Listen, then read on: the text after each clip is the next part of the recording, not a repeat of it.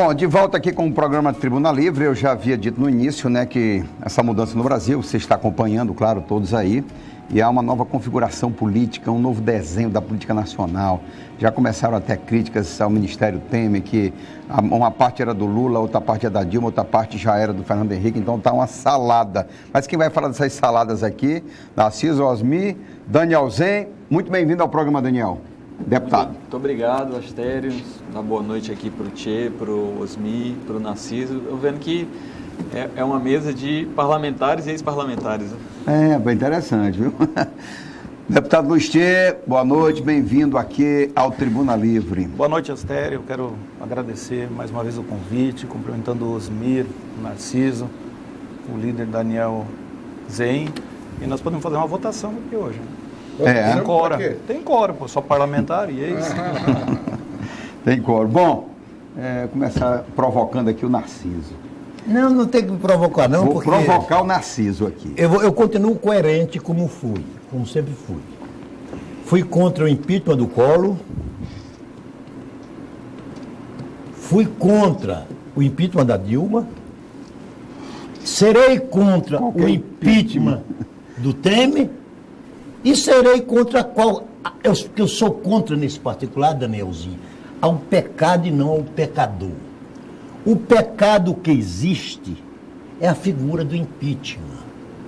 Ele é tão ruim que foi inventado na Inglaterra há 800 anos atrás, nos anos de 1200, enquadrado na Constituição Americana, em 1700 e pouco, há 240 anos, esses dois países nunca utilizaram. Ora, como é que você tem um instrumento que nunca utilizou e aqui no nosso país, em 24 anos, 2 vezes o processo de impeachment? Então, sobre o processo de impeachment, a minha referência não é contra a pessoa, é contra o instrumento. Eu faria um pequeno contraponto para dizer o seguinte, Narciso. No regime parlamentarista, que é o regime que eu ainda um dia sonho, antes de partir para o Oriente Eterno, vem implantado... pela idade está próximo, hein? Espero que demore. Vem implantado no meu país. É o parlamentarismo.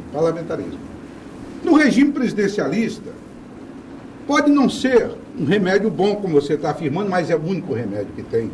É esse. Foi dito que era o amargo, um remédio. Serra disse, ninguém usa o impeachment. O senador Serra disse que era um remédio amargo. Mas quando um governo necessário, né? Começa, digamos, usar uma expressão popular, cair pelas tabelas, você não tem um outro instrumento a ser usado no presidencialismo, está previsto na Constituição, do que usar o afastamento com o impeachment. E quero dizer mais. No impeachment, você sabe que muitas vezes se encontra desculpas, razões menores, quando a razão maior, ela é bem mais ampla. Por exemplo, no caso do Collor, qual foi o exemplo arranjado? A Elba. O Elba, aquela denúncia do irmão, aquele negócio todo, que depois ele foi absolvido no Supremo.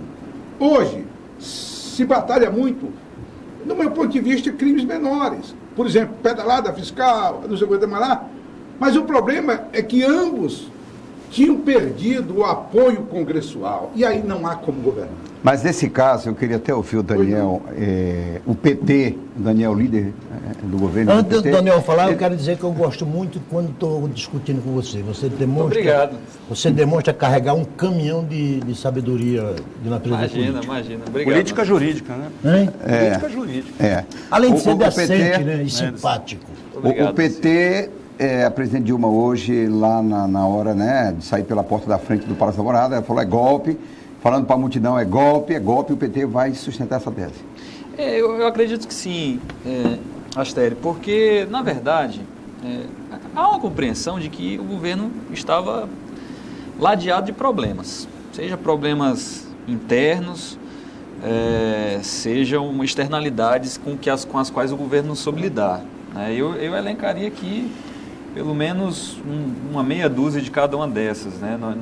Nós temos realmente uma falência desse modelo de presidencialismo de coalizão. Está falido, né? 35 isso aqui é unanimidade, né? Uma coisa era isso aqui, ali no início da... Está falido, o presidencialismo está falido. Né? Uma coisa era isso com 10, 15 partidos. Outra coisa é esse mesmo modelo com 35 partidos, fica muito difícil. Então esse é um primeiro ponto que eu destacaria. A outra são as fragilidades do próprio governo, né? Um ministério de pouca expressão. Daniel, fazendo uma pausa sobre esse número de partidos, o El País hoje, jornal espanhol, disse que governar o Brasil no sistema presidencialista com mais de 30 partidos é como fazer malabarismo com a mão esquerda. Está no El País de hoje. E eu concordando com o Osmi sobre o sistema parlamentarista, que eu também gostaria um dia de ver, mas com 35 partidos também não dá.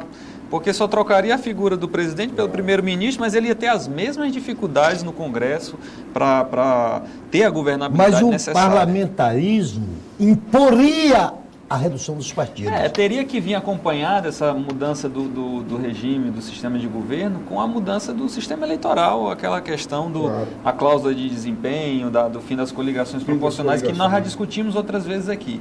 Mas voltando para a questão do impeachment, então, essa falência do modelo de presidencialismo de coalizão é um dos fatores, talvez, principais.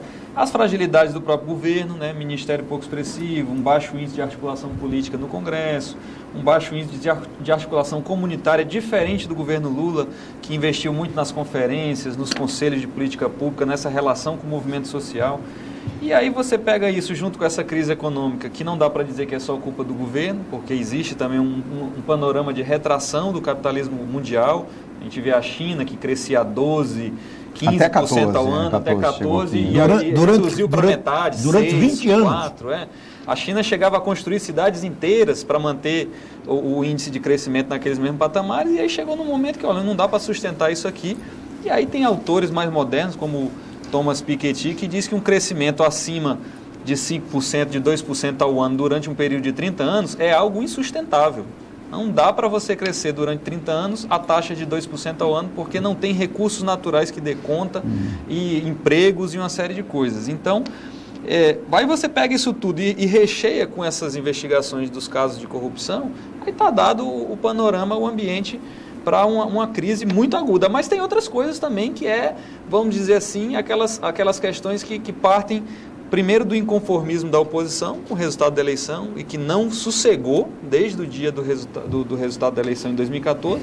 Você tem uma ação dos órgãos de controle envolvendo setores do judiciário, setores do Ministério Público, setores da polícia, que escolheram seus alvos nessas investigações de corrupção e foram ali olhando unicamente para aqueles alvos de forma seletiva, esquecendo ou deixando para depois. Com lupa? Com lupa. Tá. Com lupa. E eu espero que continue, que enfim. Por exemplo, por que o Lula não podia assumir porque era investigado a Lava Jato e os 6 ministros recém-escolhidos do Temer, que também são apontados nas delações premiadas e que tem já pedido de investigação. Romero Jucá é um deles. Né? Romero Jucá é um deles. Vão poder ser nomeados? Não podia, então, mas esses 6 ministros estão podendo, né? São perguntas que a gente faz. A tal da seletividade que se falava. A tal da seletividade Daniel, também. eu queria fazer uma pausa aqui com você, Daniel, para a gente trazer o deputado Tchê para o debate. Com certeza. Tchê, você sempre alertou, né? Eu me lembro muito bem do seu discurso e sempre foi muito coerente nessa questão de alertar sobre esse relacionamento de partidos com o PT, como construir base, mesmo aqui no Acre você tinha essa preocupação, né? E a nível nacional o PDT foi um dos partidos que não, sexta-feira estava com a Dilma e na segunda estava com o Temer, né? Acompanhou muito de perto essa questão aí, né? Astério, eu vou começar pelo PDT nacional, né?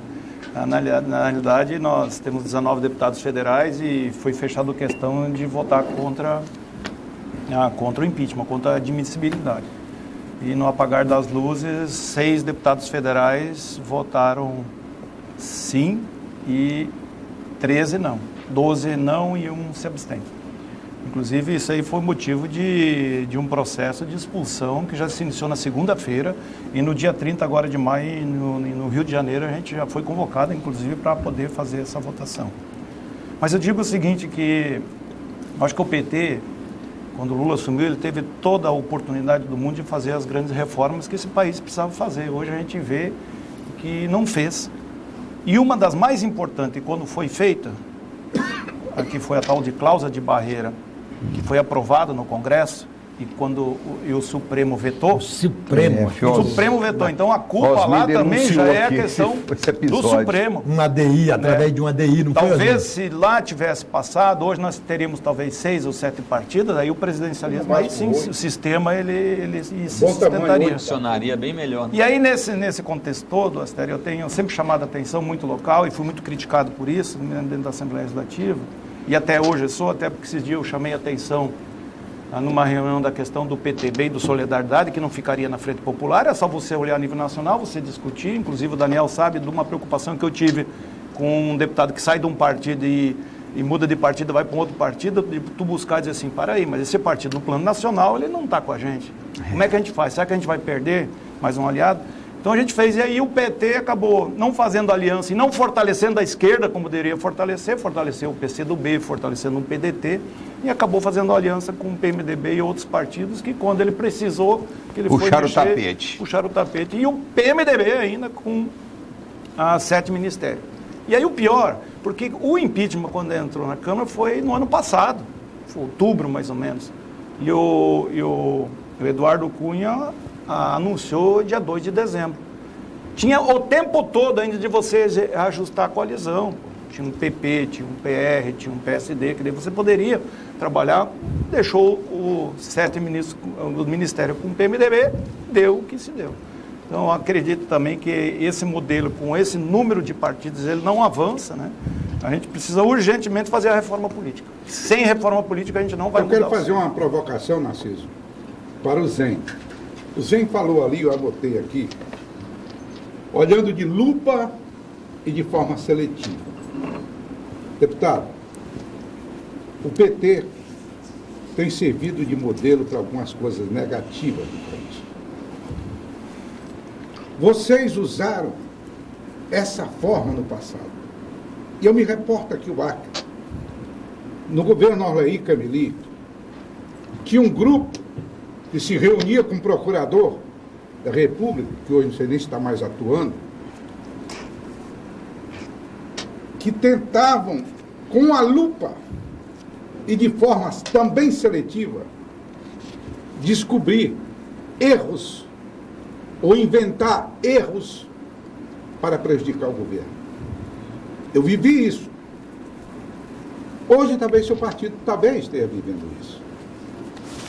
Porque a gente lamenta muito. Talvez seja... Ontem e hoje. Talvez seja o ônus de ser governo, né? É ser analisado, investigado, verificado, enfim. Só que nessas... E aí, para fechar o raciocínio da pergunta anterior, o Astério perguntou se o PT continuaria insistindo nessa tese do golpe. Eu acredito que sim, porque, a despeito de todos aqueles problemas que eu mencionei aqui, uns internos do governo, outros do partido, outros que são decorrentes da conjuntura política desfavorável, como o inconformismo da oposição e tantas outras coisas, e eu citaria mais um, que é, por exemplo, o partido não ter proposto o governo, quando tinha uma popularidade muito alta no segundo mandato do ex-presidente Lula, não ter enfrentado as reformas estruturantes, como a reforma previdenciária, a reforma política também, mas também a questão da regulamentação da imprensa, não a regulamentação no sentido da censura, mas a regulamentação no sentido da democratização da mídia, ou seja, tornar mais democrático o sistema de concessões públicas para rádios comunitárias, televisões, etc., e uma série de outras coisas. Mas eu diria o seguinte, por conta da questão do golpe, o impeachment, objetivamente e formalmente, é fundamentado e tem como objeto a questão da pedalada fiscal e do decreto. Os decretos de suplementação orçamentária. Decreto de suplementação e anulação orçamentária não é aumento de despesa, é um mero remanejamento. Todos os governadores fazem isso. Pedalada, o que é?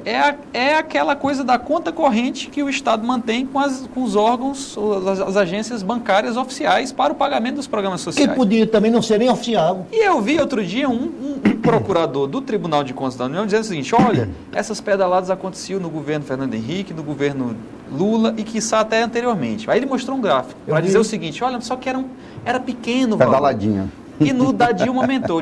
Quer dizer então que se a pedalada for pequena ou pouca, pode. E se for muita ou grande, não pode. Para mim, ou é crime ou não é crime. E aí tem um princípio no direito penal que diz o seguinte, Nula a pena, nulo o crime, sine lege, ou seja, não há pena e nem crime sem anterior que eu defina, é o tal do princípio da anterioridade da lei penal. E essa tal pedalada, ou mesmo decreto, no máximo pode ser entendido como uma irregularidade contábil, que passou a ser entendida como irregular Mas agora. Aí, deputado. Então não poderia ser crime. Aí concluindo, Osmir, rapidamente, aí eu dizia o seguinte: todos os deputados e senadores, nos seus discursos que votaram a favor do impeachment, fundamentam no seguinte sentido: tudo bem, mas não é só a pedalada e os decretos. Da obra. É o conjunto da obra, é a impopularidade do governo, o nível de popularidade muito baixo, a crise econômica e os desdobramentos da Lava Jato. Mas nada disso está no processo de impeachment. Não, mas não é isso, deputado. O problema é o seguinte: no caso Collor, vamos pegar aqui, no caso Collor, Sim. vocês não chamavam de golpe. Não chamava de golpe. No entanto, ele foi absolvido dos crimes, então não havia crime. No Supremo Tribunal Federal, não havia crime. Talvez o erro dele tenha sido renunciar antes do término do processo. Pois é. Agora para que ele você acha- levasse ao julgamento final do mérito. Você acha como a essa gente espera que a expressão presidenta golpe, Dilma essa faça. expressão golpe, quer dizer que estão chamando o ministro do Supremo Tribunal Federal para participar de um golpe. Não, Osmir, deixa eu entrar Pois não. nisso. Narciso, vamos ouvir o Narciso aqui. Fala. Não, deixa eu entrar. Vamos lá. Não, Osmir, eu já eu ouvi dizer, na discussão desse processo, eu ouvi duas aberrações. Uma, que impeachment é golpe, dita pelos aliados do governo. E vi outra maior, que eleições gerais é golpe. Já imaginou?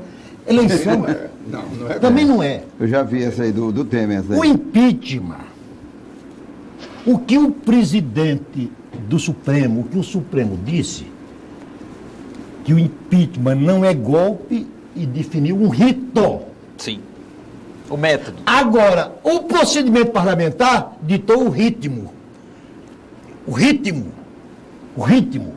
Porque não há como se esconder que o processo de impeachment ele é contaminado por interesses partidários. E políticos. Sem dúvida. Então quando o impeachment foi instituído para deter um crime de responsabilidade, e você não tem que É muito subjetivo Narciso, também. né? e eu concordo contigo que você não pode querer da classe política a mesma imparcialidade. querer isenção. Exatamente. Porque ele tem lado, a classe política tem lado. Claro. O PT tem o seu lado, o PSDB tem o seu lado. Não é como um juiz, o juiz é imparcial. Agora, Tem uma questão Sim. que ela reflete aqui no Acre. Né? Como é que vai se dar agora o relacionamento do governo do Estado? Como é que vai ficar no plano político essa relação? É uma questão também aqui. Será que vai ser bom para o PT 2018? Não se sabe ainda, né? Porque tem uma tese que não, vai ser melhor para o PT, deixar Dilma saber que vai ser melhor. Sabe, a gente vai tratar dessa questão Eu aqui. vi do cientista Narciso. Labareda dizendo que há uma chance para o PT se dar uma reoxigenada. Depois do Mas intervalo. organizado. Depois do intervalo você vai ver essa oxigenada que está sendo falada aqui.